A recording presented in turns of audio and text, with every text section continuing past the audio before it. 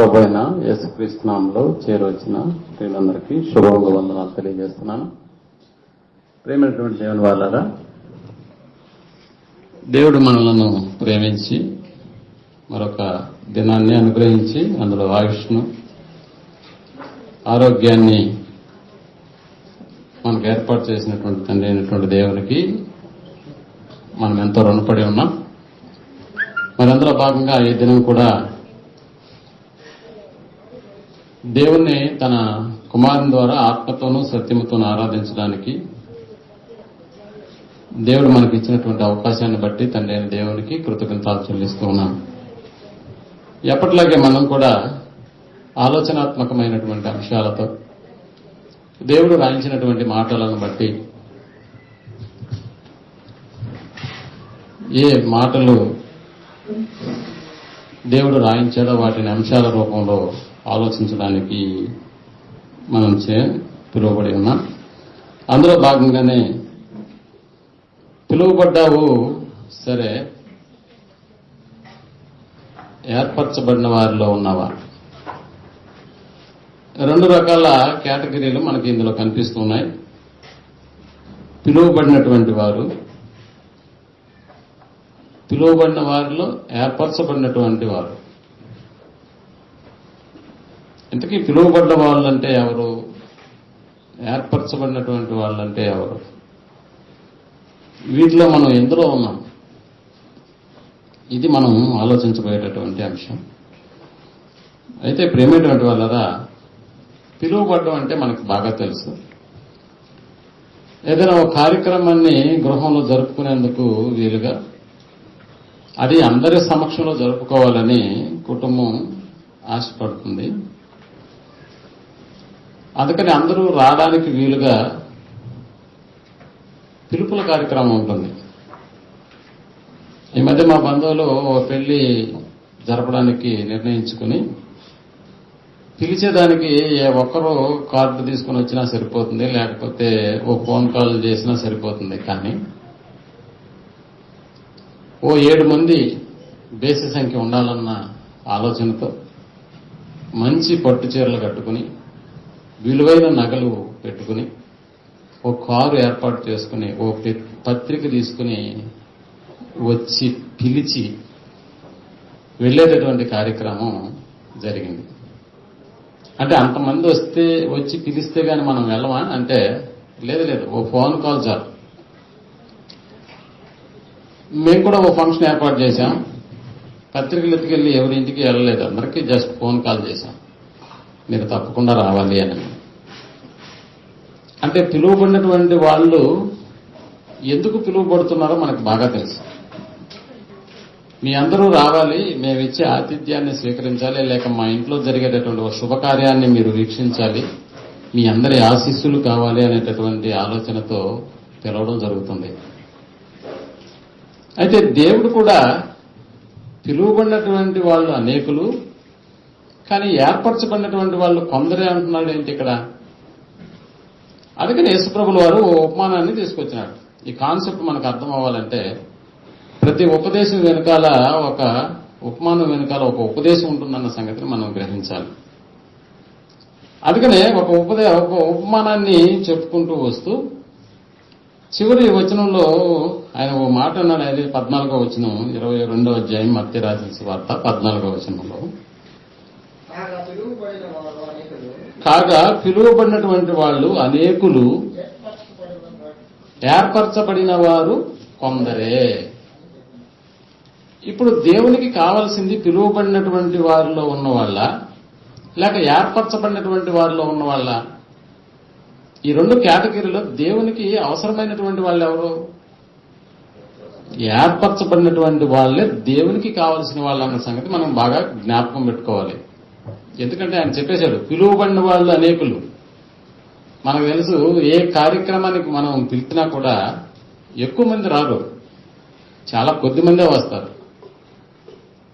అయితే పిలువబడినటువంటి వాళ్ళు అనేకులు అయినప్పుడు ఆ అనేకులలో కూడా దేవుడికి కావాల్సింది ఎవరు అని అంటే ఏర్పరచబడినటువంటి వాళ్ళు కావాలంట ఆయనకి. ఇంతకీ ఏర్పరచబడినటువంటి వాళ్ళు ఎవరు? అసలు పిలువబడడం అంటే ఏంటి? దేవుడు ఏమన్నా శుభకార్యం చేస్తున్నాడా మనుషులందరినీ పిలవడానికి? లేక పిలిచినటువంటి మనుషులలో ఏర్పరచుకున్నటువంటి వాళ్ళు ఎవరు దేవునికి? ఇది మనం ఆలోచించేటటువంటి విషయం. ఇంతకీ దేవుడు చేస్తున్నటువంటి శుభకార్యానికి పిలవట్లేదు అందరినీ. దేవుడు మనుషుల ఎడల ఒక సంకల్పాన్ని కలిగి ఉన్నాడు. ఇది మనకు బాగా తెలుసు. ఏంటా సంకల్పం? తన కుమారుని యందు విశ్వాసం ఉంచిన ప్రతివాడు రక్షించాలన్నది రక్షించబడాలన్నది దేవుని యొక్క ఆలోచన. అందుకనే మనుషులను జగత్పునాది వేయబడక మునిపే క్రీస్తు యేసు చేత ప్రేమలో ఆయన మనలను ఏర్పరచుకున్నాడు. దేవుని యొక్క సంకల్పం, దేవుని ఎదుట మనుషులు ఎలా ఉండాలంటే పరిశుద్ధులుగాను నిర్దోషులుగాను ఉండాలన్నది దేవుని యొక్క ఉద్దేశం. ఈ ఉద్దేశానికి అనుగుణంగా దేవుడు ఏం చేస్తున్నాడు అని అంటే మనుషులందరినీ పిలుస్తున్నాడు. ఇదిగో నా దగ్గర ఒక కార్యక్రమం ఉంది, ఈ కార్యక్రమానికి మనుషులైన మీరు రావాలి. ఎవరిని ఎలా పిలుస్తున్నాడో ఒకసారి చూద్దాం. రోమీయులకు రాసిన పత్రిక 8వ అధ్యాయం. రోమీయులకు రాసిన పత్రిక 8వ అధ్యాయం 29. ఎందుకనగా తన కుమారుడు యేసు ప్రభువు వారు అనేక సహోదరులలో జ్యేష్ఠుడు అగునట్లు దేవుడు ఎవరిని ముందుగా ఎరిగినో అదిగో దేవుడు ఎవరిని ముందుగా ఎరిగినో వారు తన కుమారునితో సారూప్యం కలవారొకటకు వారిని ముందుగా నిర్ణయించెను. కొంతమందిని నిర్ణయించుకున్నాడంట. ఆ నిర్ణయించబడినటువంటి వాళ్ళు ఎవరంటే తన కుమారునితో సారూప్యము గలవారొకటకంట. మరియు ఎవరినైతే నిర్ణయించుకుని ఉన్నాడో వారిని పిలిచాడంట. ఎవరిని పిలిచాడో వారిని నీతిమంతులుగా తీర్చాడు. ఎవరిని నీతిమంతులుగా తీర్చాడో వారిని మహిమపరిచాడు. తన కుమారుడితో సారూప్యము గలవారగుటకు కొంతమందిని దేవుడు నిర్ణయించాడు. నిర్ణయించబడినటువంటి వారిని దేవుడు ఏం చేశాడంట? పిలిచాడంట. అంటే అందరినీ నిర్ణయించుకోలేదా? లేదు, నిర్ణయించుకున్నటువంటి వారిని పిలిచాడు. దేవుని చేత పిలువబడినటువంటి ఆ పిలుపు నిజంగా అందరికీ లభ్యమైతే ఎంత గొప్పదో, ఎంత గొప్ప ఆనందమో మనకు బాగా తెలుసు. ఓ ప్రధానమంత్రి ఇంట్లోకి ఆహ్వానం మనకు వచ్చిందనుకోండి, నిజంగా దాన్ని ఎన్ని కార్యక్రమాలున్నా ఎన్ని పనులున్నా మనం ఆపుకొని వెళ్తామా లేదా? ఎందుకంటే మనకంటూ ఓ విఐపి పాస్ ఇస్తారు. అసలు ఆయన దగ్గర నుంచి పిలుపు రావడమే చాలా గొప్పని మనం ఫీల్ అవుతాం. అందరికీ రాదు కదా అలాంటి పిలుపు. గొప్ప గొప్ప విఐపీల ఫంక్షన్లు మీరు ఆలోచన చేయండి. అందరినీ పిలుస్తారా? కొందరిని పిలుస్తారా? కొందరినే. ఆ కొందరిలో కూడా పాస్ ఇచ్చి మరీ రమ్మంటారు. ఆ పాస్ ఉండేటటువంటి వారినే ఎంట్రీ అన్నారు. అలాంటి వాటిలో ఒక పాస్ మనకు దొరికింది అనుకోండి, ప్రధానమంత్రి నేరుగా ఫోన్ చేసి చెప్పాల్సిన అవసరం లేదు. ఆయన మన ఇంటికి వచ్చి మనల్ని పిలిచాల్సినటువంటి పరిస్థితి కూడా లేకపోయినా కేవలం ఆ పాస్ ఉంటే చాలు. ఏమైపోతాం మనం? మన ఏరియాలో పలానాయన్ని ప్రధానమంత్రి గారు పిలిచారంట ఫంక్షన్కి రమ్మని అంటే ఆ ఇమేజే వేరుగా ఉంటుంది. కానీ దేవుడు తన ఉన్నతమైనటువంటి సింహాసనానికి మనలను మహిమపరిచేటటువంటి ఓ కార్యక్రమానికి దేవుడు ముందుగా ఏర్పరచుకున్నటువంటి వాళ్లను పిలవడం అనేటటువంటి కార్యక్రమం జరిగిందని అంటే ఆ పిలుపులో మనం భాగస్థులమై ఉన్నామా అంటే ఖచ్చితంగా భాగస్థులమై ఉన్నాం. ఎలా భాగస్థులమై ఉన్నామో చూడండి. ఎలా దేవుడు మనల్ని పిలిచాడో దశలోనికి రాసిన పత్రిక 2వ అధ్యాయం, 2వ దశలోనికి రాసిన పత్రిక 2వ అధ్యాయం 14వ వచనాన్ని మనం ఆలోచించగలిగితే 2వ అధ్యాయం 14వ వచనాన్ని మనం ఆలోచిస్తున్నాం. మీరు ఈలాగున రక్షింపబడి మన ప్రభు అయిన యేసుక్రీస్తు యొక్క మహిమను పొందవలెనని ఆయన మా సువార్త వలన మిమ్ములను పిలిచాడు అన్నాడు. ఇక్కడ సువార్త వలన పిలుపు కార్యక్రమం జరుగుతుంది. ఆ పిలుపును అందుకుని వచ్చి రాబడినటువంటి వాళ్ళనే మనమంతా. దేవుడు అపోస్తలులకు అధికారాన్ని ఇచ్చి ఆధిక్యతనిచ్చి, ఇదిగో మీరు సర్వలోకములకు వెళ్లి సర్వ సృష్టికి సువార్తను ప్రకటించండి, దానిని నమ్మిన వాడు రక్షించబడతాడు, దానిని నమ్మని వానికి శిక్ష విధించబడుతుంది అనేటటువంటి ఒకే ఒక భావనతో కూడినటువంటి మాటలను అపోస్తలుల ద్వారా దేవుని యొక్క సువార్త ప్రకటన అనేటటువంటి కార్యక్రమం ద్వారా మనలను పిలిచాడు. ఎందుకంటే రక్షణలోకి రావడానికి పిలుపును అందుకున్నటువంటి మనం ఆ పిలుపును ఉద్దేశించి ఇక్కడికి వచ్చాం. సరే, మరలా ఏర్పరచబడినటువంటి వాళ్ళని అన్నాడంటే ఏంటి కార్యక్రమం? అందువల్ల ఎందుకు దేవుడు పిలుస్తున్నాడో కూడా మనం అర్థం చేసుకోగలిగితే, కొరింథీయులకు రాసిన మొదటి పత్రిక 1వ అధ్యాయం 2వ వచనాన్ని మనం ఆలోచించగలిగితే, కొరింథీయులకు రాసిన మొదటి పత్రిక 1వ అధ్యాయం 2వ వచనం, కొరింథీలో ఉన్న దేవుని సంగమునకు అనగా క్రీస్తు యేసునందు పరిశుద్ధపరచబడిన వారి పరిశుద్ధులుగా ఉండుటకు పిలువబడిన వారికి అంటున్నాడు. అంటే పరిశుద్ధులుగా ఉండడానికి పిలువబడినటువంటి ఒక గుంపు. ఈ పిలుపు దేనికి అంటే పరిశుద్ధులుగా ఉండడానికి. ఎలా పిలిచాడంటే సువార్త వలన కార్యక్రమం ద్వారా. ఎందుకు పిలుస్తున్నాడు అని అంటే తన కుమారునితో సారూప్యం గలవారుటకు మహిమపరిచేటటువంటి ఒక కార్యక్రమానికి పిలుస్తున్నాడు. ఈ పిలుపు అందరికీ కొందరికీ అని అంటే నిజంగా అందరికేనండి. కానీ అందరికీ వచ్చినటువంటి ఈ పిలుపుకు భాగంగా ఈ పిలుపును తీసుకున్నటువంటి వారు లేక స్వీకరించినటువంటి వాళ్ళు అందరూ వస్తున్నారా అంటే పిలుపును కూడా పక్కన పెట్టేసి చాలా మంది రాకుండా మానేసేటటువంటి పరిస్థితి ఏర్పడుతుంది. అంటే ఇంటికి ఒకరు పోతే సరిపోదా అనేటటువంటి ఒక కార్యక్రమం ఉన్నాడు. ఓ శుభకార్యానికి పిలిచి చూడండి, ఇంట్లో అందరూ వెళ్ళాల్సిన అవసరం లేదు, ఇంటికి ఒకరు వెళ్తే చాలు అన్న ఫీలింగ్ మనలో ఉంటుంది. కానీ అది శుభకార్యానికి అయితే. కానీ ఎందుకంటే దేవుని పిలుపుకి అయితే ఇల్లు యావత్తూ వెళ్ళాలా? అవును, ఇల్లు యావత్తూ వెళ్లాల్సినటువంటి కార్యక్రమం ఉంది. అయినా అందులో ఇంటి యావత్తూ వస్తున్నారా అని అంటే లేదు, చాలా మంది కూడా రావడానికి ఇష్టపడలేదు. అందుకే యేసుప్రభుల వారు ఓ పిలుపును ఉద్దేశించి పరలోక రాజ్యం యొక్క స్థితిగతులను ఆయన మనకు అర్థం చేసుకోవడానికి ఒక ఉపమానవృత్తిగా చెప్తున్నాడు. పిలువబడినటువంటి వాళ్లను దేవుడు పిలవడానికి పంపిస్తే ఏం చేస్తున్నారంటే ఒక్కొక్కరు ఓ పిలుపుని తీసుకొని వెళ్ళారు. ఆ పిలుపుకు అనుకూలంగా స్పందించేటటువంటి కార్యక్రమాలు కనబడట్లేదు వారి యొక్క ఆలోచనలో. అందుకని 22వ అధ్యాయం మత్తయి రాసిన సువార్తలో దేవుని యొక్క వాక్యం ఏ కాలానికి తీసుకున్నా కూడా కరెక్ట్ గా సరిపోయేటటువంటి విధానంతోనే అది రాయబడింది. ఇది మనం ఆలోచించాలి. మొదటి శతాబ్దపు కాలంలో రాయబడినటువంటి ఇదే పరిస్థితి ఈనాడు కూడా మనుషుల్లో ఉందా అంటే ఉంది. ఎలా ఉంది? కాగా అతడు ఇదిగో నా విందు సిద్ధపరిచి ఉన్నాను, ఎద్దులను కొరిగిన పశువులను వధింపబడి ఉన్నవి, అంతయు సిద్ధముగా ఉన్నది, పెండ్లి విందుకు రండని పిలువబడిన వారితో చెప్పుడని వేరే దాసులను పంపగా వారు లక్ష్యము చేయక. పిలుపు రావడమే గొప్ప అనుకునేటటువంటి కార్యక్రమంలో అది ఒక రాజు దగ్గర నుంచి, ఇక్కడ రాజు అంటే మనకు తెలుసు తండ్రి అయినటువంటి దేవుడు. దేవుడే సర్వలోకాలను 3 లోకాలను ఏకకాలంలో పరిపాలిస్తున్నటువంటి తండ్రి అయిన దేవుని దగ్గర నుంచి ఓ పిలుపు వచ్చిందని అంటే మనుషులు ఎంత అలర్ట్ గా ఉండి ఆ పిలుపుకు లోబడి బయలుదేరాలి. కానీ ఇక్కడ బయలుదేరలేదు. ఏం చేస్తున్నారంటే లక్ష్యము చేయక ఒకడు తన పొలమునకు అన్నాడు. పొలం అంటే ఈ రోజు కూడా పొలానికి వెళ్లే వాళ్ళు ఉన్నారా? వ్యవసాయం చేసేటటువంటి వాళ్ళు ఉన్నారా? ఉన్నారు.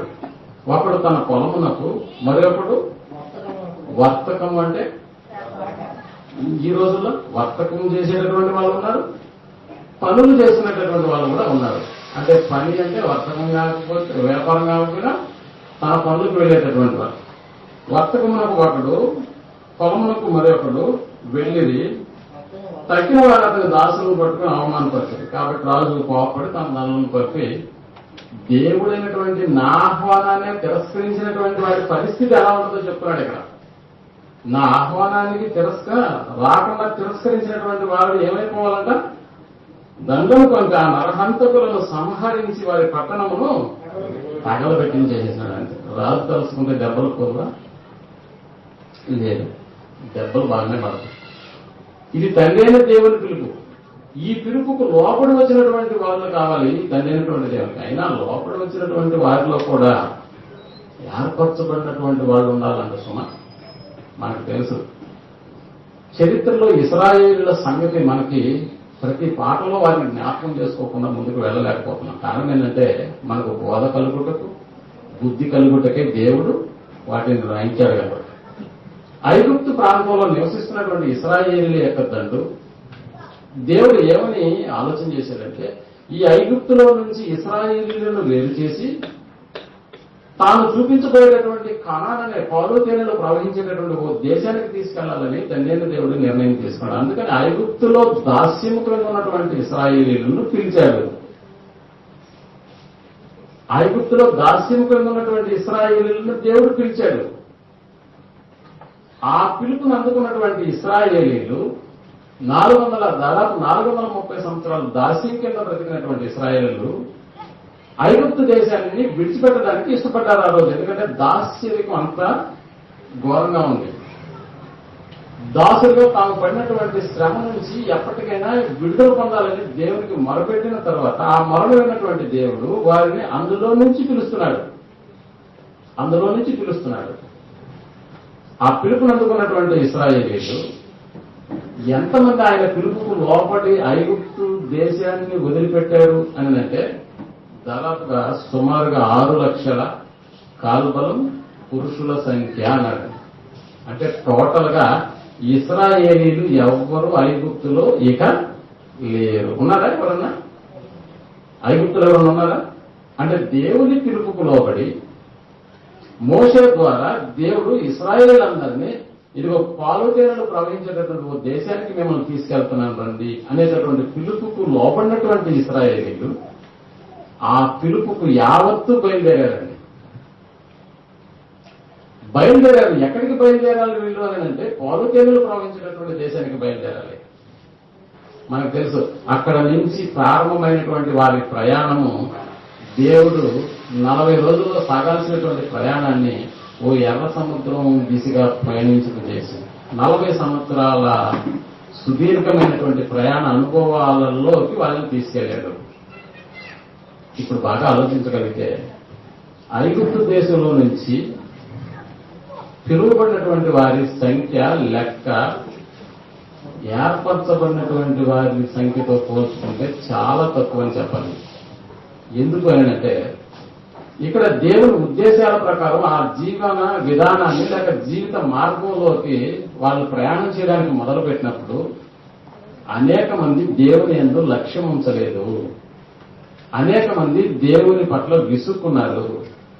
మాకు ఆహారం ఎక్కడి నుంచి వస్తుంది, మాకు మాంసం ఎవరు పెడతారు, తెల్లగడ్డలు ఉల్లిపాయలు కాయగూరలు ఇవన్నీ ఈ అడవిలో మాకు ఎవరు సమకూరుస్తారు అని దేవుని మీద తిరుగుబాటు చేసినటువంటి జనాభా, దేవుని మీద సనుకున్నటువంటి ఆ ఇశ్రాయేలీల జనాభాను మనం ఆలోచించగలిగితే అనేక మందిని దేవుడు ఆ అరణ్యంలోనే ఏం చేశాడో తెలుసా, సంహరింప చేశాడన్న సంగతి మనకు బాగా తెలుసు.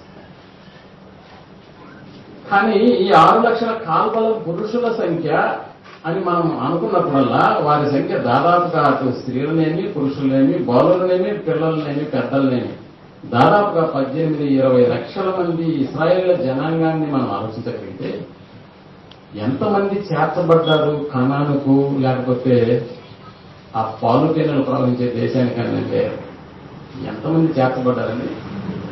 కేవలం ఎవరా ఇద్దరు? కాలేబు యెహోషువ. మీరు ఆలోచించండి, దేవుడు తన పిలుపునైతే పిలిచాడు, తన పిలుపుకు లోపడినటువంటి మనుషులు కూడా వచ్చారు. కానీ దేవుడి ఉద్దేశ ప్రకారం ఆ ప్రయాణాన్ని కొనసాగించి చివరకు చేరిన వారి శాతం ఎంత అంటే కేవలం 2 మాత్రమే. అంటే ఒక రకంగా మనం ఆలోచించాలంటే దేవునికి అనుకూలమైనటువంటి విధానాల ప్రకారం జీవించేటటువంటి వాళ్ళే దేవుని చేత ఏర్పరచబడినటువంటి వారన్న సంగతిని మనం జ్ఞాపకం చేసుకోవాలి. అందుకనే 6 లక్షల కాల్బలంలో ఎంతమంది చేరుకున్నారయ్యా టార్గెట్ అంటే కేవలం 2. అంతకుముందు జరిగినటువంటి ఒక జలప్రలయం మనకి గుర్తుకొస్తుంది కదా. జలప్రలయంలో జనుల సంఖ్య విస్తరింపని ఆరంభించినప్పుడు భూమి మీద ఏం జరిగిందని అంటే చెడుతనము బహుగా విస్తరించింది. ఇది మొదటి 5 అధ్యాయాలకే భూమి మీద మనుషులు రావడం, ఆ మనుషుల సంఖ్య విస్తరించడం, ఆ మనుషులలో బాల్యం నుంచే వారి యొక్క ఊహంతా చెడ్డదైపోవడం, ఆ చెడ్డకు దేవుడు హార్ట్ అటాక్ తెచ్చుకోవడం, హార్ట్ అటాక్ లో భాగంగా మనుషులందరినీ ఏం చేయాలనుకున్నాడు? చంపేయాలనుకున్నాడండి. కానీ చంపే ముందు ఒక అవకాశం ఇస్తున్నాడు. బాగా ఆలోచించేయండి. ఈనాడు చాలా మంది కరోనా బారిన పడి ఏమైపోతున్నారంటే మరణిస్తున్నారు. ఈ సంగతి మనకు బాగా తెలుసు. ప్రతి చావుకు ముందు కూడా దేవుడు ఒక అవకాశాన్ని ఇస్తాడన్న సంగతి మనం జ్ఞాపకం చేసుకోవాలి. నోవహు జలప్రళయంలో కూడా దేవుడు ఇచ్చిన అవకాశం మరణానికి ముందు మనుషుల ముందు పెట్టినటువంటి మరణ ఛాయ.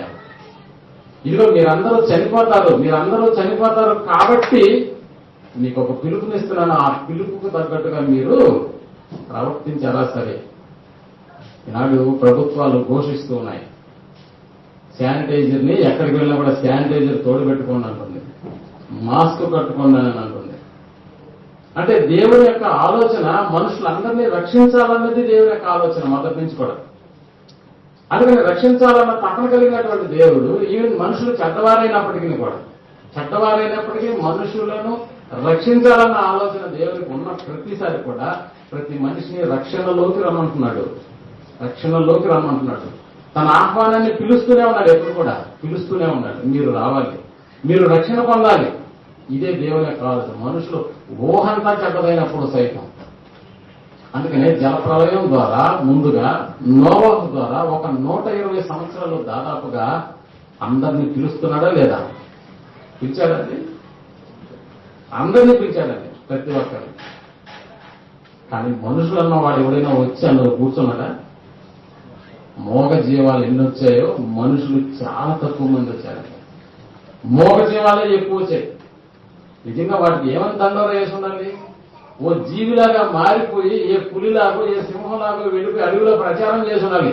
అప్పుడు కానీ మనుషుల భాష జంతువులకు అర్థం కాదు. జంతువులకి వెళ్ళి జంతువుగా మారి చెప్తేనే జంతువులకు అర్థం అవుతుంది. కానీ మనిషిగా ఉండి మనిషికి చెప్తే మాత్రం ఎందుకు అర్థం కాలేదు? ఆ రోజు లక్ష్య పెట్టక అన్నాడు దేవుని యొక్క ఆహ్వానాన్ని లక్ష్య పెట్టక ఆ పిలుపును లక్ష్య పెట్టకపోవడం వల్ల జరిగిన ప్రళయం. నిజంగా జీవాలకు ఏమని పిలవాలండి? వాటిని వెళ్ళి ఏమని పిలవాలి? కొన్ని నోవాహు ఏమన్నా తన కుమారులు పంపించి అన్ని తోలుకొచ్చింది అన్నాడా? వాటంతట అవే వచ్చాయి. జతలుగా వచ్చి ఓడలోకి వెళ్ళాయనంటే ప్రేమటువంటి వాళ్ళరా, మనిషి కన్నా మోగ జీవాలు చాలా రెట్లు గొప్పవి. దేవుని ఉద్దేశాన్ని నెరవేర్చేటటువంటి జీవాలుగా అవి మనకు ఆహారం అయిపోతున్న ప్రతిసారి కూడా మేము మీకు ఆహారం అయితేనే మా జీవితానికి పరమార్థం అర్థం అన్న సంగతిని నిజంగా ఎంతో ఆనందంతో అవి ఒప్పుకొని మరణించేసి మనకు బ్రతుకునిస్తున్నాయి. బ్రతకడానికి అవి ఉపయోగపడుతున్నాయి ప్రేమటువంటి వాళ్ళు. కానీ నోవహు జలప్రళయంలో దేవుడు మనుషులందరికీ ఒక అవకాశం ఇచ్చినా కూడా ఆ అవకాశాన్ని మనుషులు వినియోగించుకున్నారా? లేదు. అంటే యావత్తు భూమి మీద ఉన్నటువంటి ప్రజలందరికీ ఓ పిలుపును అందించారా అని అంటే ఆ పిలుపును అందించాడు. ఏ పిలుపు అది? మీరందరూ రాబోయేటటువంటి జల ప్రళయాన్ని తప్పించుకోవాలని అంటే ఈ ఓడలోకి రావాల్సిన వారే ఉన్నారు. ఏమన్నా ఆ రోజు జనులు కూడా వచ్చారండి. దాన్ని కడుతూ ఉన్నప్పుడు వచ్చారు. మొదటి అంతస్తు అయిపోయిన తర్వాత కూడా వచ్చినారు. వచ్చిన ప్రతిసారి మనుషులు ఏమనంటున్నారు తెలుసా? ఓడను నోవాహును చూసి గేలి చేస్తున్నారు. ఎంతగా గేలి చేస్తున్నారని అంటే వర్షమే ఆ రోజు కురవనటువంటి పరిస్థితిలో, కురిసినా కూడా అంతంత మాత్రం వర్షమే. మంచు కురుస్తున్నటువంటి ఆ రోజుల్లో వర్షానికి గురించినటువంటి అవగాహన లేనటువంటి ప్రజల మధ్య ఎక్కడో సముద్రం ఒడ్డుగా కడితే పర్లేదు నోవాహు ఓడ. ఏడ కడుతున్నాడు అని అంటే ఊరి నడిబొడ్డులో కడుతున్నాడు ఓడ. ఆ ఓడను చూస్తున్నారు, కడుతున్న నోవాహు కుటుంబాన్ని చూస్తున్నారు. గేలి చేయడం ఒక్కటే వారి పనిగా విధి విధానంగా మారిపోయింది. అందుకనే నోవాహు నీళ్లు ఇక్కడికి ఎలా వస్తాయి? నీకు వెర్రి కాకపోతే ఇంత పెద్ద ఓడ కడతావా? కొద్దిగా ఆలోచించబడలేదా అని అంటున్నారు ప్రియమైనటువంటి వారు. దానికి నోవాహు చెప్తున్నాడు, మీరు రక్షణ పొందాలంటే ఈ ఓడలోకి రావాలి. ఆ ఉన్నతమైనటువంటి మహా ప్రచండమైనటువంటి జల ప్రళయంలో నుంచి మీరు రక్షించబడాలి అని అంటే ఈ ఓడలోకి రావాల్సిన వారై ఉన్నారు. అందుకనే దేవుని పిలుపు అందరికీ వెళ్ళిందా అంటే వెళ్ళింది. ఆహ్వానం అందరికీ వెళ్ళిందా అంటే నోవహు జలప్రళయంలో అందరికీ వెళ్ళింది. కానీ ఎంతమంది అందులో రక్షించబడినటువంటి వాళ్ళు కనిపిస్తున్నారు మనకి? 8 మంది. ఎక్కడ పిలువబడినటువంటి వాళ్ళ సంఖ్య ఎంత? అందులో చేరి దేవుని ఉద్దేశం ప్రకారం ఏర్పరచబడినటువంటి వాళ్ళ సంఖ్య ఎంత? అందుకని అంటున్నారు దేవుడు, పిలువబడిన వాళ్ళు అనేకులైతే ఏర్పరచబడినటువంటి వాళ్ళు కొందరే. ఓ జలప్రలయం ద్వారా పిలువబడినటువంటి వాళ్ళు అనేకులు, కానీ దేవుని ఉద్దేశం ప్రకారం నెరవేర్చబడినటువంటి వాళ్ళ సంఖ్య 8. ఇశ్రాయేలు కాలాన్ని మనం అర్థం చేసుకున్నప్పుడు ఇదిగో ఆ ఐగుప్తు దేశంలో నుంచి పిలువబడినటువంటి వాళ్ళ సంఖ్య దాదాపు లక్షల మంది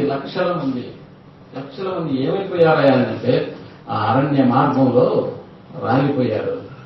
దేవుడి ఉద్దేశాలను ప్రకారం నడుచుకోనటువంటి ప్రతి మనిషిని దేవుడు ఏది పారేశాడు ప్రేమటువంటి వాళ్ళు. అందుకనే ఇక్కడ పిలువబడినటువంటి వారి ఇశ్రాయేళ్ల సంఖ్య చాలా పెద్దది, కానీ అందులో చేరుకున్న వాళ్ళ సంఖ్య చాలా తక్కువ. ఒకనాడు 8, ఆ తర్వాత 8 కాస్త ఎంతకి మారిపోయిందని అంటే మనకి తెలుసు, సొదొమ గొమొర్రా పట్టణాల విషయం. అక్కడ నిజంగా దేవుడైతే ఎవరిని పిలవలేదండి. వారి యొక్క చెడుతనాన్ని ఉద్దేశించి పట్టణాన్ని తగులబెట్టడానికే దేవుడు ఇష్టపడిపోయాడు. ఆ పట్టణంలో నుంచి దేవుడు బయటికి తీసుకొచ్చినటువంటి వారి సంఖ్య నీతిమంతులుగా బ్రతుకుతున్నటువంటి లోతు కుటుంబం 4, ఇశ్రాయేలులో 2 మాత్రమే. అంటే దేవుని యొక్క ఉన్నతమైనటువంటి పిలుపును అందుకొని చాలా మంది వచ్చినా కూడా ఏమైపోతున్నారని అంటే చివరి వరకు నిలబడి ఉండేటటువంటి వారి శాతమే దేవునికి కావలసినటువంటి వారుగా మనకి కనిపిస్తున్నారు.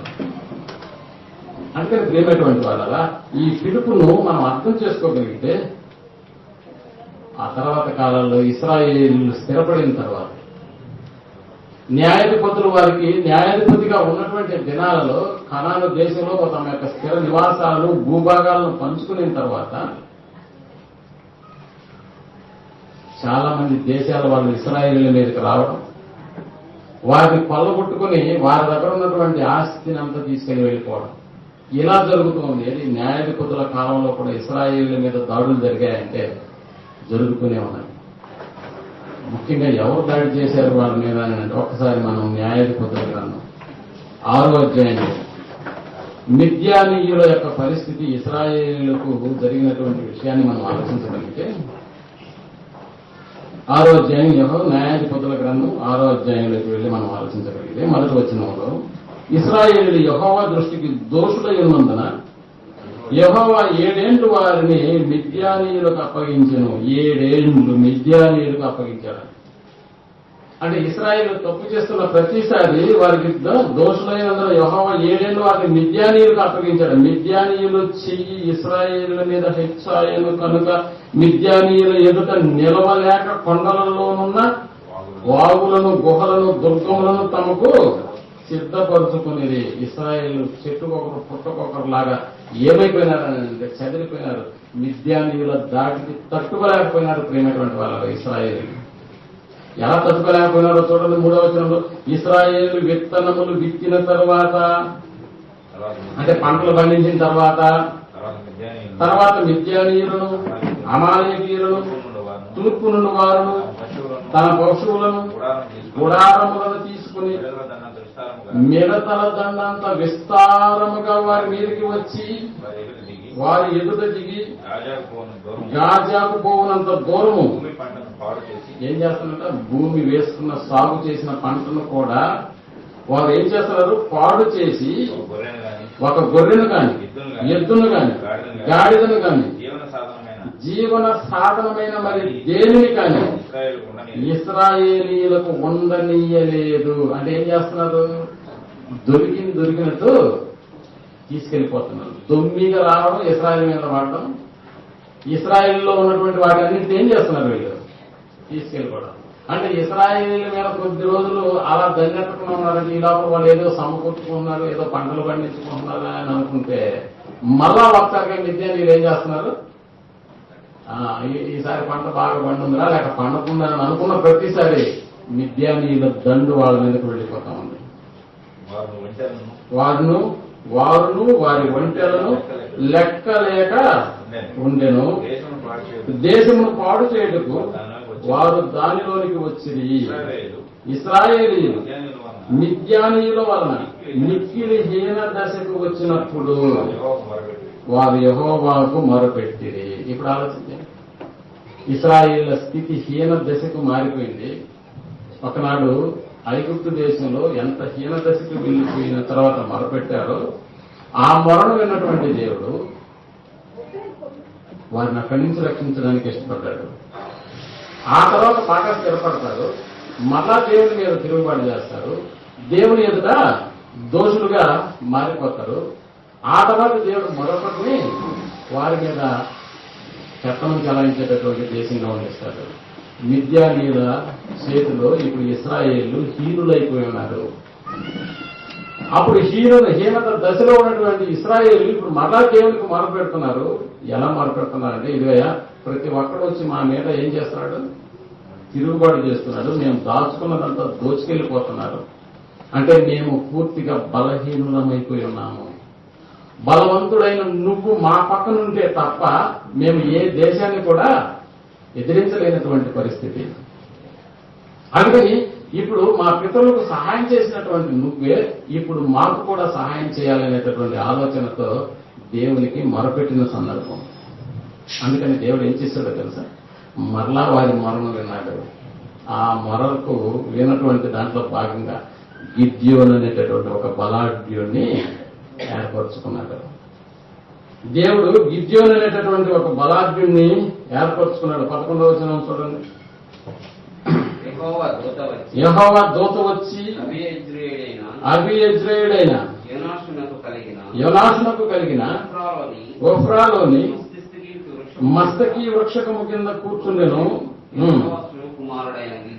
యోవాషు కుమారుడైన గిద్యోను మిద్యానీయులకు మరుగై ఉన్నట్లు. మిద్యానీయులకు దోసుకోబోతున్నారు. వాళ్ళకి కనిపిస్తే ఇతరులు అక్కడ ఉన్నది కూడా దోసుకెళ్లిపోతారని వాళ్ళకు కనపడకుండా గానుగు చాటున ఏం చేస్తున్నారట, గోధుమలను దొల్లగొట్టుతుండగా యెహోవా దూత అతనికి కనపడెను. పరాక్రమం గల బలాఢ్యుడా, యెహోవా నీకు తోడై ఉన్నాడు. అతనితో అనగా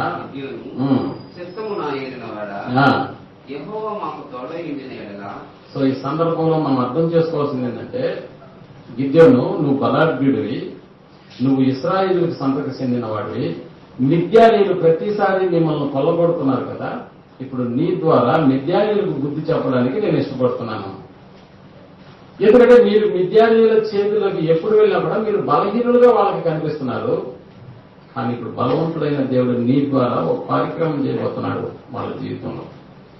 అందుకని నువ్వు ఏం చేస్తావని అంటే, ఇశ్రాయేల్లో ఉన్నటువంటి వారిని, మంచి బలాఢ్యులను, యుద్ధ నేర్పరితనం కలిగినటువంటి వాళ్ళని ఏర్పరచుకున్నారు. దేవుడు ఈ మాట చెప్తున్నాడు. అందువల్ల నేను చెయ్యాలి అన్న ఆలోచన గిద్యానీయుల్లో లేదు, సన్నగిలిపోయింది. అందుకని దేవుడికే పరీక్ష పెట్టిన గనుడు గిద్యాను. ఆ తర్వాత మీరు ఆ సందర్భాన్ని చదవండి, మీకు అర్థమవుతుంది ఏం పరీక్షలు పెట్టాడు. సో ఇప్పుడు పరీక్ష అంతా అయిపోయింది. గిద్యాను దేవుడి మీద నమ్మకం ఉంచాడు.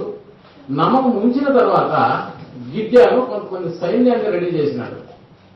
ఎందుకు రెడీ చేశాడు సైన్యాన్ని అంటే, మిద్యానీయుల మీదకు ఇతను యుద్ధానికి వెళ్ళాలి. ప్రతిసారి మిద్యానీయులదే పై చేయి అవుతుంది. వాళ్ళ దండంత ఎంత విస్తారంగా ఉందంటే, మిడుతల దండంత విస్తారంగా ఉందంట.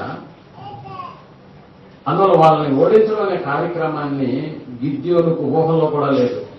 ఎందుకంటే ప్రతిసారి వాళ్ళు రావడం, కొల్లగొట్టుకుని పోవడం తెలుస్తుంది. గిద్యాన్ని చూస్తూ ఉన్నాడు.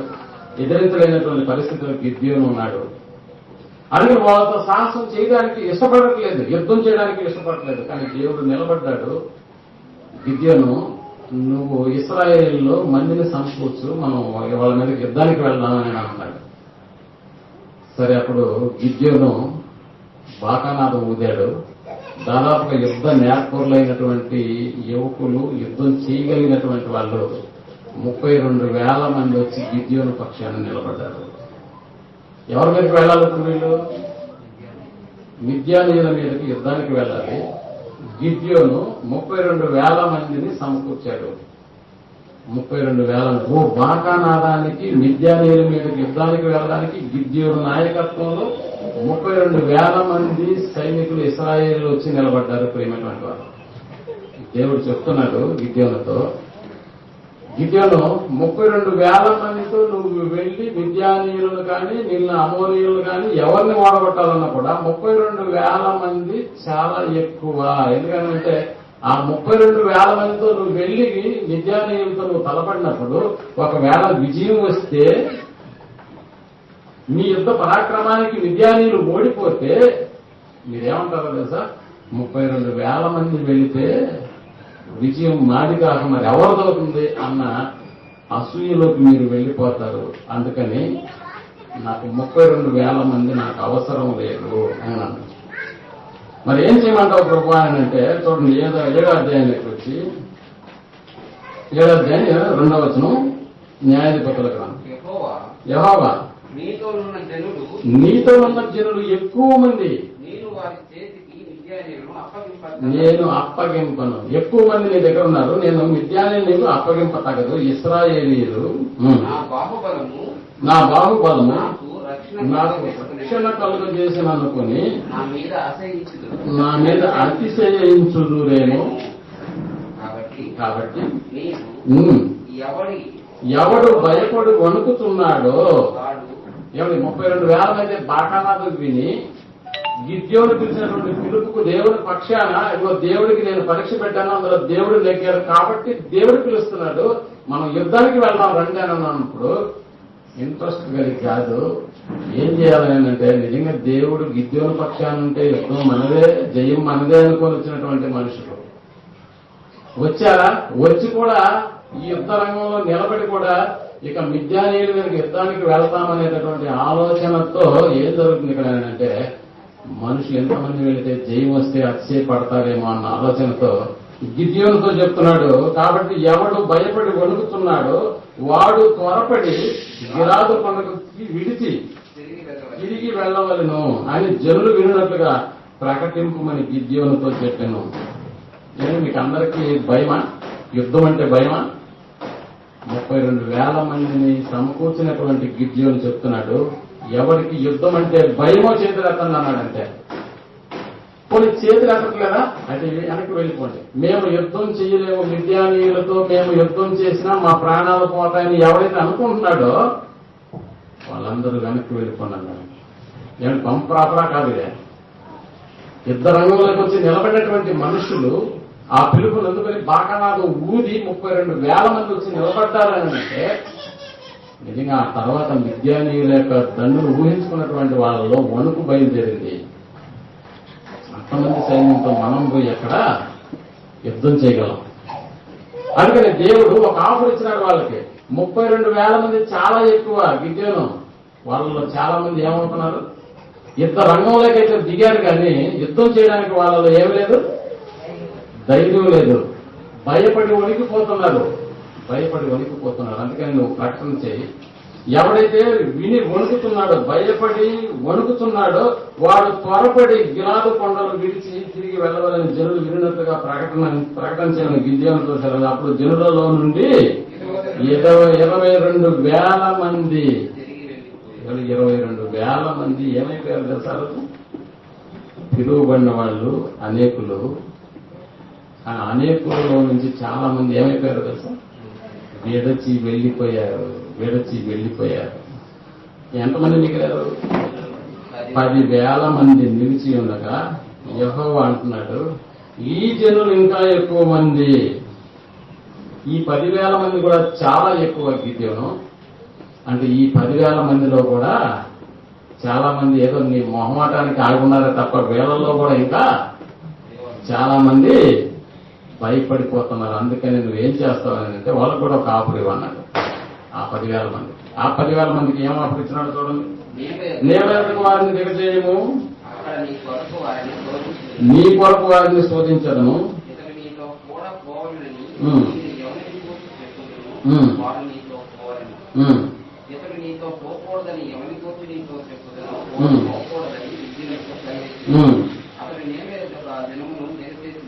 ఆ జనమును దిగజేసినప్పుడు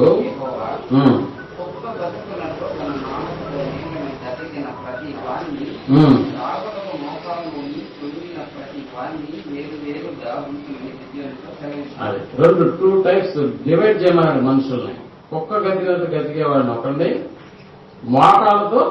మోకాలు కుంగిన ప్రతి వాడిని వేరుగా ఉంచుకుని గిద్యోనుతో చెలవు. చేతితో నోటి ఖండించుకుని గతికిన వారి లెక్క 300 మంది. నేను 10,000 మందిలో కూడా ఎంతమందిని సెలెక్ట్ చేసినాడు? అసలు వచ్చి పిలుపునందుకుని యుద్ధం చేయడానికి వచ్చిన వాళ్ళ సంఖ్య 32,000 మంది. ఇప్పుడు ఇందులో అసలు సిసలైనటువంటి వాళ్ళని ఏర్పరిచినాడు. ఎంతమంది వాళ్ళు? కేవలం 300 మంది. 300 మంది. గిద్యోను లక్షలకు పైగా విస్తారమైనటువంటి మిద్యానీయుల దండును ఈరోజు మనం కొల్లగొట్టడానికి డిసైడ్ అయిపోయాం. కానీ మన దగ్గర ఉన్న మంది అంత కేవలం 300 మంది ఏర్పరచబడినటువంటి వాళ్ళు. ఎవరు వీళ్ళు అని అంటే యుద్ధానికి ప్రాణానికి ప్రాణం అనేటటువంటి దిశలో ఉన్నటువంటి వాళ్ళు. దేవుడి ఉద్దేశం ప్రకారం ఇదిగో గిద్యోనుతో మేము సావడానికైనా చంపడానికైనా సిద్ధమనేటటువంటి మనుషులు అన్నమాట. ఎక్కడ లోకాశల మీద ఆశలు లేనటువంటి వ్యక్తులు. విజయము వీరస్వర్గము అనేటటువంటి నినాదంతో 300 మందిని సెలెక్ట్ చేసినాడు దేవుడు. 300 మంది. ఈ 300 మంది ఎంత ఆరితేరినటువంటి వాళ్ళు దేవుడు ఏర్పరచుకున్నటువంటి 300 మందికి ఆ తర్వాత ఏమిచ్చాడో తెలుసా? యుద్ధానికి సిద్ధపడినటువంటి ఈ వ్యక్తులకు దేవుడు ఇచ్చింది ఏంటి ఆయుధం అని అంటే కొండలు.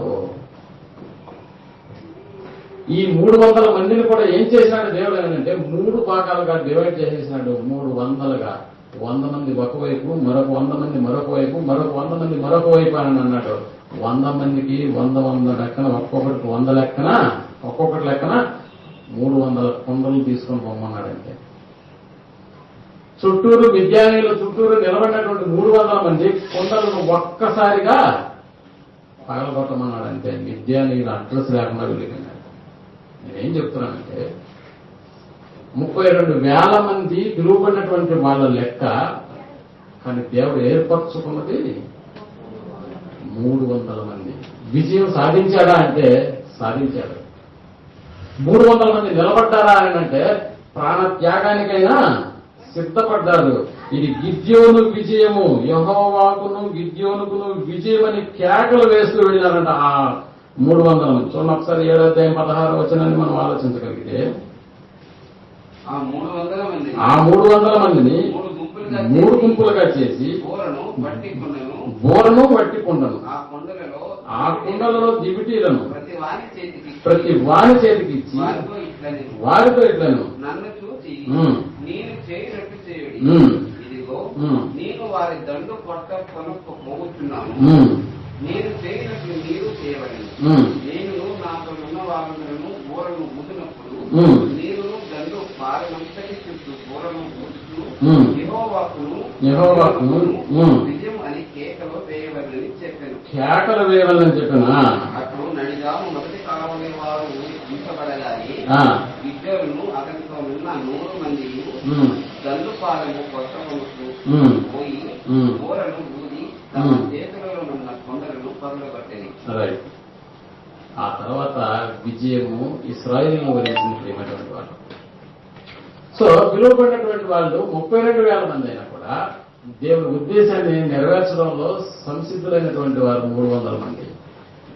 ఆలోచించండి, ఈ రోజు కూడా దేవుని యొక్క సువార్త కార్యక్రమంలో భాగంగా మనం అందరము పిలువబడినటువంటి వాళ్ళమే.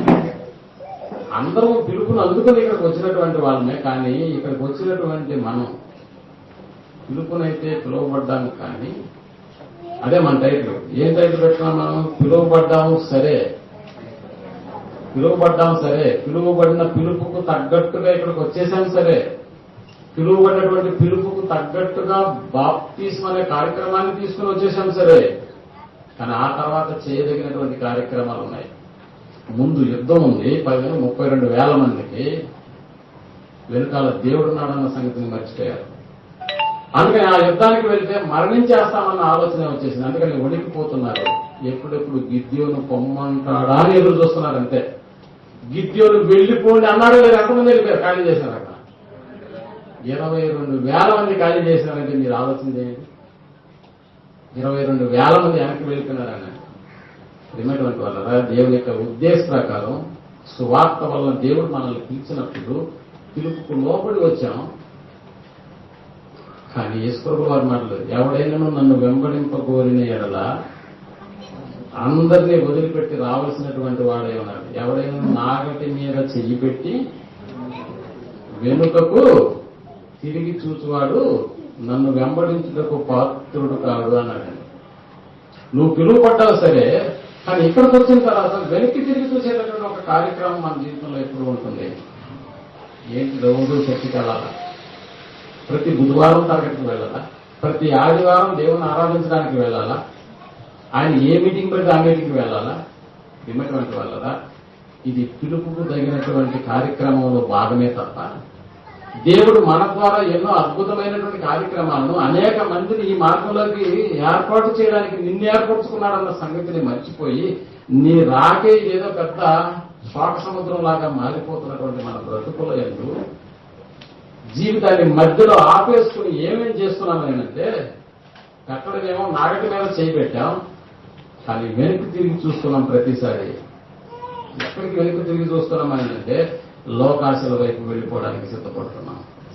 అందుకనే పిలువబడినటువంటి వాళ్ళ సంఖ్య ఎక్కువగా ఉంది, ఆ పిలుపును అందుకొని వచ్చిన వారి సంఖ్య కూడా ఎక్కువగా ఉంది. కానీ దేవుని చేత ఏర్పరచబడినటువంటి వాళ్ళ సంఖ్య మాత్రం తగ్గిపోతూ ఉంది. ప్రేమైనటువంటి వాళ్ళు తగ్గిపోతూ ఉంది. అందుకని చూడండి, ప్రకటన గ్రంథం 17వ అధ్యాయం 14వ వచనాన్ని మనం ఆలోచించగలిగితే, ప్రకటన గ్రంథం 17వ అధ్యాయం 14వ వచనాన్ని మనం ఆలోచించగలిగితే,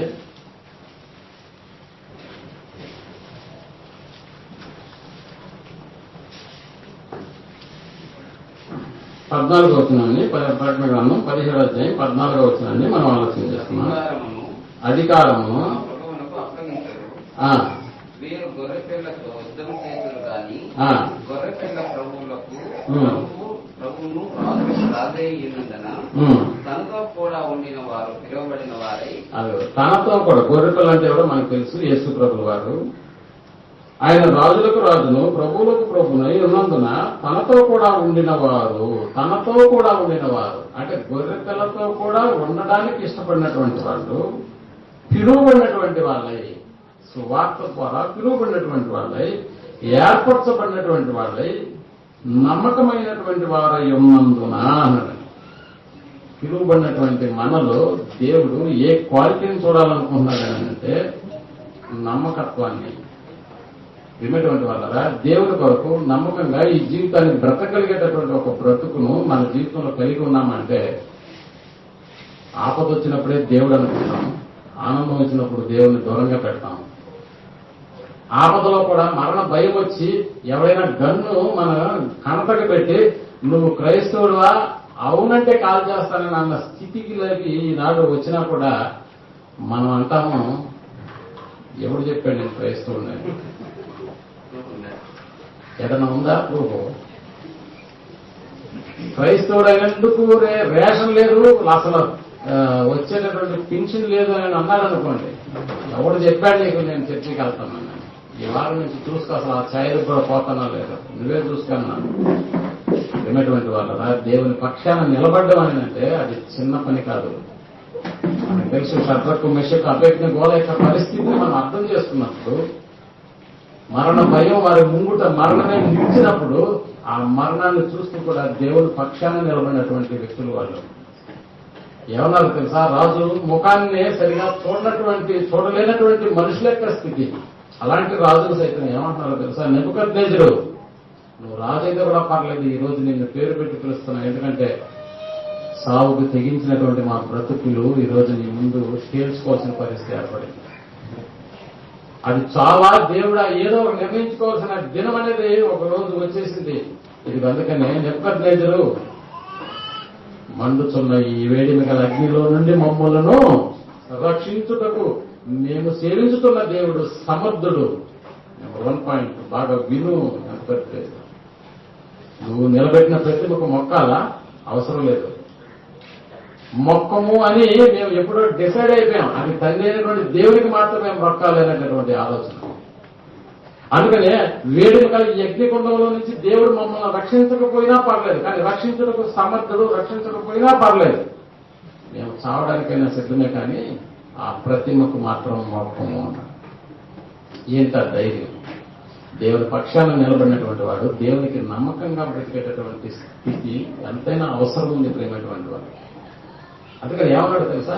మరణము వరకు, ఎక్కడ మరణము వరకు ఎలా ఉండాలంట? పిలువబడినావు సరే, ఇప్పుడు ఏర్పరచబడినటువంటి వాడిలోకి మనం చేర్చబడాలని అంటే మరణం వరకు ఎలా ఉండాలన్నాడు దేవుడు? నమ్మకంగా ఉండాలి. మరణం వరకు నమ్మకంగా. అవును ప్రేమైనటువంటి వాడు, మరణం వరకు నమ్మకంగా ఉండేటటువంటి ఒక స్థితి మన జీవితాల్లో ఉండగలిగితే, పిలువబడినావు సరే, ఏర్పరచబడినటువంటి వాళ్ళు నమ్మకంగా ఉండేటటువంటి ఆ స్థితి మన జీవితాల్లో మనం కలిగి ఉంటే, ఇప్పుడు ఏర్పరచబడినటువంటి వాళ్ళ లిస్టులో నువ్వు నేను చేర్చబడతావు. ఆ నమ్మకత్వమే లేనప్పుడు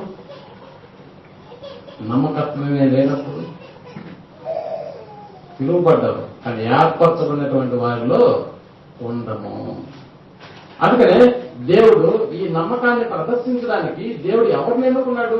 పలానా వాళ్ళు నమ్మకంగా ఉంటారని దేవుడు లోకంలో ఎవరిని ఏర్పరచుకున్నాడో తెలుసా?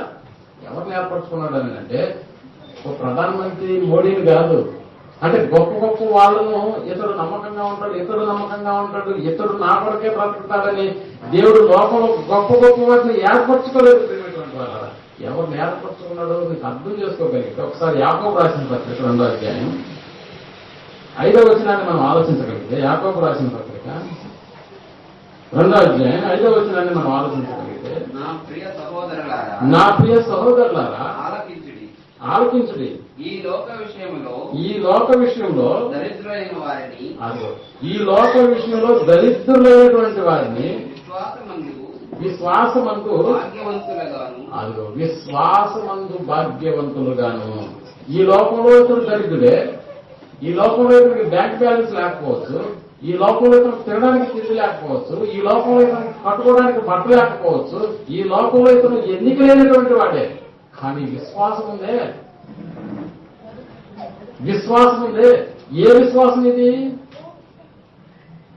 ఏ విశ్వాసం తెలుసా? నిరీక్షించబడి వాడి యొక్క నిజస్వరూపము అదృశ్యమైన ఉన్నకు ఆధారంగా ఉండేటటువంటి ఇతని బ్రతుకుందే. ఈ బ్రతుకును చూసినటువంటి దేవుడు విశ్వాస విషయంలో ఇతనిని భాగ్యవంతులుగాను.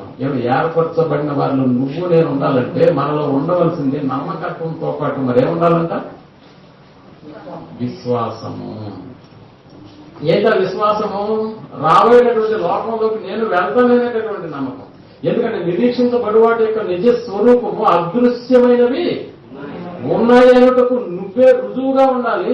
అలాంటి రుజువుగా ఉన్నటువంటి నీ బ్రతుకు ఈ లోకంలో ఎన్నిక లేని కాకపోవచ్చు, ఎవరు నిన్ను గుర్తించకపోవచ్చు, నువ్వు ఉండేది చిన్న పూరు గుడిసే కావచ్చు, కానీ నీలో ఉన్న విశ్వాసం ఉందే.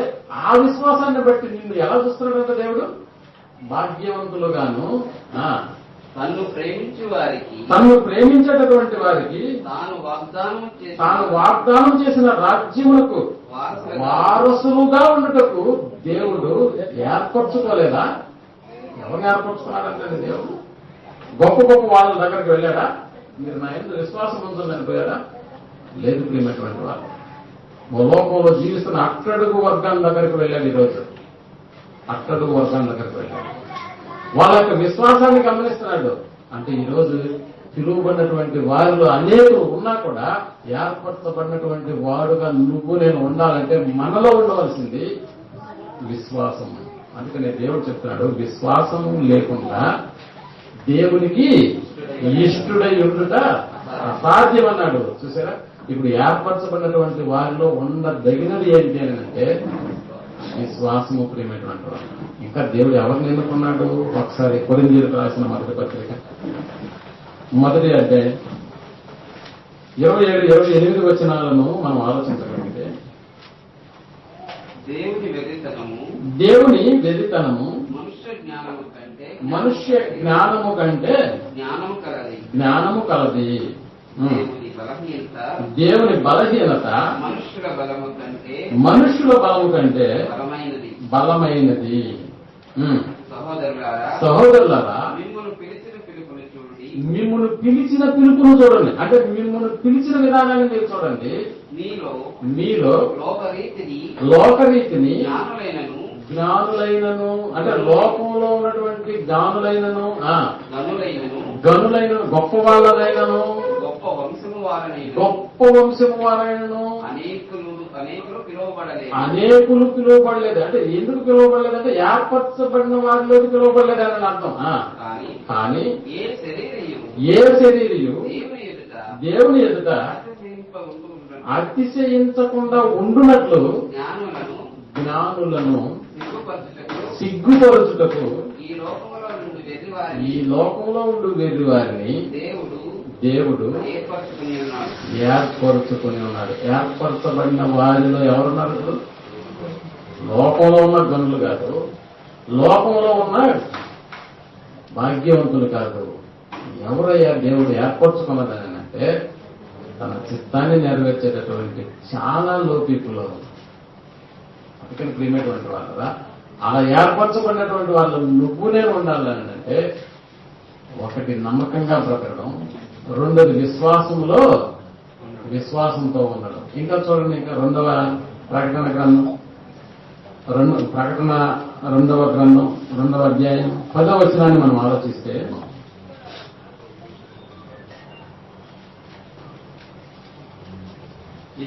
ఇదిగో మీరు శోధింపబడినట్లు అపవాది మీలో కొందరిని దేనికంట? ఇదిగో మీరు శోధింపబడినట్లు అపవాది మీలో కొందరిని చెరలో వేయించబోతున్నాడు.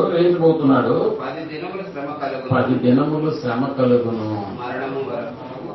శ్రమ 10 దినాలంటే నాకు తెలిసి ప్రకటన గ్రంథం రూపకాలంతో రాయబడింది అన్న సంగతి.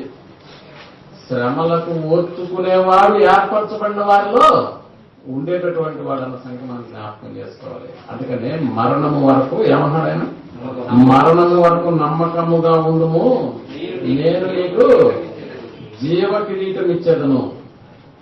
శ్రమలో దేవుని పక్షాన వచ్చేటటువంటి శ్రమల్లో, శోధనల్లో, పరీక్షల్లో నమ్మకత్వాన్ని కలిగి ఉండేటటువంటి స్థితి.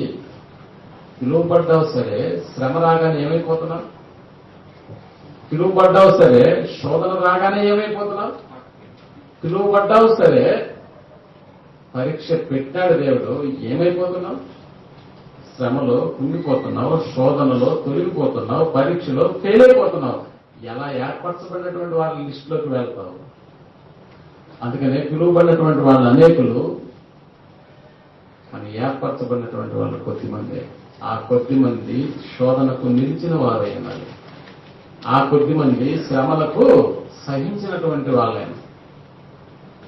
శ్రమలను గూర్చినటువంటి విధానం మనకు తెలుసు కదా. ఒక యోగు యొక్క సహనాన్ని, శ్రమను మనం ఎరుగుతాం కదా. ఆయనకు పెట్టినటువంటి పరీక్ష మనకు తెలుసు కదా. వాటిలో ఏ ఒక్కటి మన జీవితంలోకి తొంగి చూసినా సరే మొట్టమొదటిగా విడిచిపెట్టేది ఎవరిని అని అంటే దేవుడిని. అందుకనే యోగు జీవితాల గురించి రాయించాడు ప్రేమైనటువంటి వాళ్ళు. గ్రంథాలు లేనప్పుడే ఓ జీవితాలు ఇంత చక్కగా తీర్చిదిద్దినటువంటి జీవితాలు అవి. గ్రంథాలు లేనప్పుడే, చెప్పేటటువంటి బోధకులు లేనప్పుడే జరిగినటువంటి జీవిత యథార్థగాథ యోగ జీవితం. అందుకని ఎన్ని శ్రమలు వచ్చినా కృంగిపోయాడని అంటే లేదు, యెహోవా ఇచ్చెను, యెహోవాయే తీసుకున్నాడు. దేవుడే ఇచ్చాడు, దేవుడే తీసుకున్నాడు. దేవుడే తీసుకున్నాడు. ఈ భూమి మీదకి ఏమీ తీసుకుని రాలేదు. ఇక్కడి నుంచి పోయేటప్పుడు కూడా తీసుకెళ్లేది ఏమీ లేదన్నాడు. అందుకని మధ్యలో ఏదొచ్చినా కూడా మనకు తెలుసు. సౌలు గారి యొక్క జీవితం, పౌలు గారి యొక్క జీవితాన్ని మనం ఆలోచిస్తే ఎంత ఉన్నతమైనటువంటి రాజు ఉద్యోగిగా బ్రతికినటువంటి సౌలు లేక పౌలు దేవుని చేత ఏర్పరచబడినటువంటి ఒక సాధనంగా మిగిలాడు. ఎన్ని శ్రమలు వచ్చినా కూడా దేవుడిని వదిలిపెట్టాడంటే లేదు. నేను శ్రమలోను ఇబ్బందులలోనూ ఆయన శ్రమలను గురించి మనం మాట్లాడుకోవాల్సి వస్తే కొరింథీయులకు రాసిన పత్రికలో మనకు కనిపిస్తుంది. చాలాసార్లు మనం చదువుకున్నాం. అందుకని దేవుని పక్షాన నిలబడినటువంటి వ్యక్తి దేని వచ్చినా కూడా తన జీవితంలో సహించుకునేటటువంటి గొప్ప ఏర్పాటును కలిగి ఉంటాడు. శోధన వచ్చినా కృంగిపోడు, శ్రమ వచ్చినా సహించుకునేటటువంటి స్థితిలోకి వెళ్ళిపోతాడు. ఇది నాకు కలిగిన పరీక్ష అని నిలబడతాడు. ప్రేమటువంటి వాళ్ళ నిలబడడం మాత్రమే కాదు, అందులో విజయాన్ని సాధిస్తాడు. అలాంటి వ్యక్తి కావాలి దేవుడికి. ఆడే ఏర్పరచబడినటువంటి వారి లిస్టులో ఉన్నటువంటి వాడు. అందుకనే విందుశాల నిండిపోయింది. ఆ రోజు పిలువబడినటువంటి వాళ్ళు రాలేదు, సాకులు చెప్పారు, ఆగిపోయారు. ఆ తర్వాత వేరే దండును పంపించాడు, వాళ్ళందరినీ పిలిపించుకొని వచ్చాడు. పిలుపు అందుకున్నటువంటి వాడు సిద్ధపడి రావాలన్న సంగతి మర్చిపోయారు. ఒకడు విందుశాల నిండింది.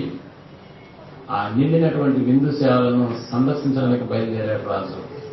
ఓ వ్యక్తిని లేపాడు. చూడండి, ఆ వ్యక్తిని లేపి ఏమనుకున్నాడు? 22వ అధ్యాయం మత్తయి రాసిన సువార్త. స్నేహితుడా, పెండ్లి వస్త్రము లేక ఇక్కడికి ఎలాగూ వచ్చితివి అని అడగగా వాడు మౌని అయి ఉండెను. అంతటా రాజు ఈయన కాళ్ళు చేతులు కట్టి వెలుపట్టి చీకట్లోనికి త్రోసివేయడి. అక్కడ ఏడుపును.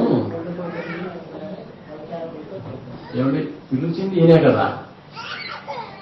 పిలిచింది ఈయనే అయినప్పుడు ఆ పిలుపు అందుకుని వచ్చినటువంటి వాడిని తీసుకెళ్లి ఎక్కడేస్తున్నాడు? ఏం కావాలి ఇక్కడ? ఏం కావాలి? పెళ్లి వస్త్రాలు కావాలి. పెళ్లికి పిలుపు అందించినప్పుడు, పెళ్లి పిలుపుకే వచ్చినటువంటి వాళ్ళు దేంతో వచ్చారనుకున్నాం మనం? పెళ్లి పిలుపుకే పిలవడానికి వచ్చినటువంటి వాళ్ళు ఎలా వచ్చారు? పిలవడానికి వచ్చినటువంటి వాళ్ళు పట్టు చీరలు కట్టుకుని, దండలు వేసుకుని, నగలు వేసుకుని, కారు వేసుకుని, కార్లు తీసుకుని, కరోనా అయినా కూడా పక్కన పెట్టేసి మనం ఎందుకు రావాలి, మా పెళ్లికి రావాలని చెప్పడానికి వచ్చారే. ఇక వాళ్ళ పిలుపుని అందుకుని పెళ్లికి వెళ్ళేవాడు ఎలా ఉండాలి మీరు ఆలోచించండి. పోనీ ఇదేదో కార్డు ఇచ్చి వెళ్ళిపోయా 1 నిమిషం పని, లేక 5 నిమిషాల పని. కానీ పెళ్లి అంటే ఎక్కువ సమయం గడపాలి కదా. సో సిద్ధపడి వెళ్లాలన్న సంగతి మర్చిపోయాడు. ఆ సిద్ధపాటులో ఏమి లేవు ఇతని దగ్గర అంటే పెళ్లి వస్త్రాలు లేవు. పెళ్లి వస్త్రాలు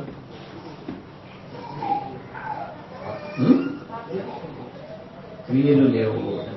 పిలువపడ్డాం సరే, వచ్చేసాం సరే, ఆ పిలుపుని అందుకుని వచ్చాం సరే, కానీ ఇప్పుడు ఏర్పరచబడిన వాళ్ళ లిస్టులోకి వెళ్లాలని అంటే పిలువబడినటువంటి మనలో యేసుక్రీస్తు వారి యొక్క 2వ రాకడలో ఇదిగో సంఘం అనేటటువంటి ఈ కార్యక్రమంలో ఇది పెండ్లి విందు. ఇది అయిపోగానే మెసేజ్ అయిపోగానే నెక్స్ట్ కార్యక్రమం ఏంటి? మనకి మెసేజ్ అయిపోయిన తర్వాత ఆ విందు సరే, మెసేజ్ అయిన తర్వాత గొర్రె పిల్ల విందు. ఏంటా విందు? ఆయన శరీరము, ఆయన రక్తము. ఇది విందే కదా. ఈ విందుకు ప్రతి వారం ఏం చేస్తున్నాం మనం? వస్తున్నాం. ఈ విందుకు వస్తున్న ప్రతిసారి దేవుడు ఏం చూడాలనుకుంటున్నాడు? పెండ్లి వస్త్రము. పెండ్లి వస్త్రం అంటే ఎక్కడ ఉంది? ప్రకటన గ్రంథం 19వ అధ్యాయం 8-9 వచనాలను మనం ఆలోచించగలిగితే, ప్రకటన గ్రంథం 19వ అధ్యాయం 8-9 వచనాలను మనం ఆలోచించగలిగితే, మరియు ఆమె ధరించుకొనుటకు ప్రకాశములను నిర్మలములునైన సన్నపు నార బట్టలు ఆమెకి ఇవ్వబడెను. అవి పరిశుద్ధుల నీతి క్రియలు. పరిశుద్ధుల నీతి క్రియలు. మరియు అతడు నాతో ఇలాగ చెప్పిన, గొర్రెపిల్ల విందునకు పిలువబడిన వారు ధన్యులని రాయను. గొర్రెపిల్ల విందు. ప్రతి ఆదివారం గొర్రెపిల్ల విందుకు సిద్ధపడి వస్తున్నానే. సిద్ధపడి వచ్చినటువంటి ఆయన పిలుపుకు వచ్చినటువంటి మనం సిద్ధపడి రావాలని కోరుకుంటున్నాడు దేవుడు. పెండ్లి వస్త్రాలతో రావాలని కోరుకుంటున్నాడు. అంటే పట్టు వస్త్రాలు కావలసిన నీతి క్రియలు, దేవునికి సంబంధించినటువంటి క్రియలు పిలువబడినటువంటి మనలో ఆ క్రియలు లేకపోతే, స్నేహితుడా, పిలుపును అందుకున్నావు ఓకే, బాప్తిస్మం తీసుకున్నావు ఓకే, విశ్వాసం ఎక్కడ, నమ్మకత్వం ఎక్కడ, క్రియలు ఎక్కడ అని అడిగిన ప్రతిసారి ఏమైపోవాల్సిన పరిస్థితి ఏర్పడుతుందంటే మౌని అయి, అతడు మౌని అయి ఉండిపోయాడంట. మౌనంగా ఉన్నాడంటే మీరు అర్థం చేస్తున్నారు. చాలాసార్లు మనం ఏమన్నా ప్రశ్నించినప్పుడు వాడు తలదించుకున్నాడంటే ఏమని అంటాం? అవన్నీ తెలుసా తెలియదనే? తెలుసా తెలియదండి? తెలిసి చేయలేదనే కదా అక్కడ అర్థమా. అతడు మౌని అయి ఉండెను అని అన్నాడంటే ఏమని అర్థం? నువ్వెన్నైనా తిట్టు, కరెంటు బిల్లు కట్టావురా, డబ్బులు ఇచ్చాను కదా అన్నాడు అనుకో, వాడు గమ్ముగా చేతులు నలుపుకుంటా అంటాడు. అంటే ఏమని అర్థం? నువ్వు ఇచ్చావు, నేను ఖర్చు పెట్టుకున్నాను, కట్టలేదు, ఖర్చు పెట్టుకున్నాను. అంటే అంగీకరిస్తున్నారన్న సంగతి మనకు అర్థమైపోయింది. నీతి క్రియలు దేవునికి సంబంధం. నీతి క్రియలు, నీతి అంటే దేవుని నమ్మడం. దేవుని నమ్మినటువంటి నీవు దేవుని కార్యక్రమాలను జరిగిస్తూ రావాలి. ఎక్కడికి రావాలి? గొర్రె పిల్ల విందు. విందు ఎక్కడ జరుగుతుంది? సంఘంలో. ప్రతి ఆదివారం జరుగుతుందా? జరగదు. ఆ విందుకు వస్తున్న నువ్వు సిద్ధపడి రావాలి. సిద్ధపడినటువంటి నీవు నీతి క్రియలు జరిగించేటువంటి స్థితిలో ఉండాలి. అప్పుడు చెప్తున్నాడు, కాగా పిలువబడినటువంటి వాళ్ళు అనేకులు, ఏర్పరచబడినటువంటి వాళ్ళు కొందరే. ఏర్పరచబడినటువంటి వాళ్ళలో ఉండాలనుకున్నది దేవుడు ఓ నమ్మకత్వం, ఓ విశ్వాసం, ఓ కార్యక్రమాలు, దేవునికి సంబంధించినటువంటి కార్యక్రమాలు. అందుకని చూడండి, ఒకసారి మళ్ళా మనం ఆలోచించగలిగితే దశలోనికి రాసిన 2వ పత్రిక 2వ అధ్యాయం 13వ వచనాన్ని మనం ఆలోచించగలిగితే, దశలోనికి రాసిన 2వ పత్రిక 2వ అధ్యాయం 13. ఇందాక మనం 14 చదువుకున్నాం కదా. ప్రభు వల్ల ప్రేమింపబడిన సహోదరులారా, ఆత్మ మిమ్మల్ని పరిశుద్ధపరచుట వలన మీరు సత్యమును నమ్ముట వలనను, ఆత్మ మిమ్మల్ని పరిశుద్ధపరచుట వలనను మీరు సత్యమును నమ్ముట వలనను రక్షణ పొందుటకు దేవుడు ఆది నుండి మిమ్మును ఏర్పరచుకోలేను. దేవుడు ఎందుకు ఏర్పరచుకున్నాడంటే, మనం ఆత్మ వలన పరిశుద్ధపరచబడుట వలనను సత్యమును నమ్ముట వలనను. సత్యం అనగా దేవుని వాక్యం. వాక్యమును నమ్మేదానికి దేవుడు మనం ఆది నుంచి ఏం చేశాడంట? ఎన్నుకున్నాడంట. అంటే మన మీద నమ్మకం పెట్టుకున్నాడా? ఏర్పరచబడినటువంటి లిస్టులో నువ్వు నేను ఉండాలని దేవుడు కోరుకుంటున్నాడు. దేవుడే మన మీద నమ్మకం పెట్టుకున్నాడు, కానీ మనమే దేవుడి మీద ఒక గిద్యోను లాగా నమ్మకాన్ని పెట్టుకోలేదు. ఆ రోజు బాగా ఊదినటువంటి గిద్యోను సంకులం నిలబడినటువంటి వాళ్ళ సంఖ్య 32,000 మంది. కానీ దేవుడు ఏర్పరచుకున్నది 300 మంది. విజయమా అపజయం? ఆ రోజు దేవుడు ఏర్పరచుకున్నాడంటే తిన్నటువంటి వాళ్ళ నువ్వు గొప్పవాడు అన్న సంగతి జ్ఞాపకం పెట్టుకో. ఎంత గొప్పవాడు అంటే దేవుని పక్షాన్ని నువ్వు నమ్మకంగా ఉంటావని, దేవుని ఎంతో విశ్వాసం ఉంచేటటువంటి వాడవని, మరణం వరకు ఈ జీవితాన్ని నమ్మకంగా కొనసాగించేటటువంటి వాడవన్న ఆ నమ్మకాన్ని నీ ఎందుకు చూస్తున్నాడు. అందుకని ఏర్పరచబడినటువంటి వారిలో నువ్వు నేను ఉండాలని కోరుకున్నాడు. అనేక మంది పిలుస్తారు, అనేక మంది వస్తారు ఆ పిలుపులు అందుకొని, కానీ చివరి వరకు దేవుడు ఏర్పరచుకున్నటువంటి లిస్టులో ఉండగలిగేటటువంటి సామర్థ్యం, ఈ లక్షణాలను మనం కలిగి ఉంటేనే అది సాధ్యమవుతుంది. పరిశుద్ధుల నీతి క్రియలు, దేవుడి పక్షాన్ని నిలబడి చేసేటటువంటి క్రియ, ఆ క్రియను పొందినటువంటి వాడివై గొర్రె పిల్ల విందులో పాల్గొనడానికి నువ్వు అర్హత సాధించి ప్రతి ఆదివారం దేవుడి సముఖంలో కనపడినప్పుడు మౌనిగా నిలబడాల్సినటువంటి పరిస్థితి అయితే ఉండదు. ఒకవేళ అలా మౌనిగా ఉన్నామని అంటే మన కొరకు ఏది ఎదురు చూస్తుందంటే అక్కడ ఏడుపును పండ్లు కొనుక్కోపోయి ఉండను. అంటే ఎన్ని సంవత్సరాలు అలాగే వచ్చినా కూడా మన బతుకు ఎలా అయిపోతున్నానంటే ఆరని అగ్నికి ఆహుతి అయిపోతుంది. తిరిగి రాని లోకాలకు వెళ్లిపోయి ఇదిగో నిరంతరము కోట్ల సంవత్సరాలలో ఆత్మలు ఆరక అగ్ని ఆరక ఆత్మ సావకుండా ఉండేటటువంటి పరిస్థితిలోకి వెళ్ళిపోతాం. సావు ఎంతో కాలంలో లేదు ప్రేమటువంటి వాళ్ళ. మన పక్కింట్లో కూడా వచ్చేస్తుంది, మన ఇంట్లో కూడా వచ్చేస్తుంది. కరోనా రూపంలో ఏ రూపంలో వచ్చినా నిన్ను కౌగిలించుకున్నా పర్లేదు, నాకేం పర్లేదు, నాకేముందంటే మరణం వరకు నమ్మకంగా ఉండే స్థితి, సత్యమునకు తావిచ్చేటటువంటి పరిస్థితి, విశ్వాసంలో నేను స్థిరుడిగా ఉండేటటువంటి పరిస్థితి. ఈ మన జీవితంలో ఎల్లప్పుడూ స్థిరంగా ఉంటే ఏర్పరచబడినటువంటి వారిలో ఉండేటటువంటి ఆ లిస్టులోకి మనం వెళ్తాం. ఏర్పరచబడినటువంటి వాళ్ళు ఎప్పటికీ ఏర్పరచబడినటువంటి లిస్టులో ఉంటారు. దేవుడు ఉన్నతమైనటువంటి రాజ్యానికి ఎప్పుడు అర్హులుగా నిలబడతారు. ప్రార్థన చేస్తుంది.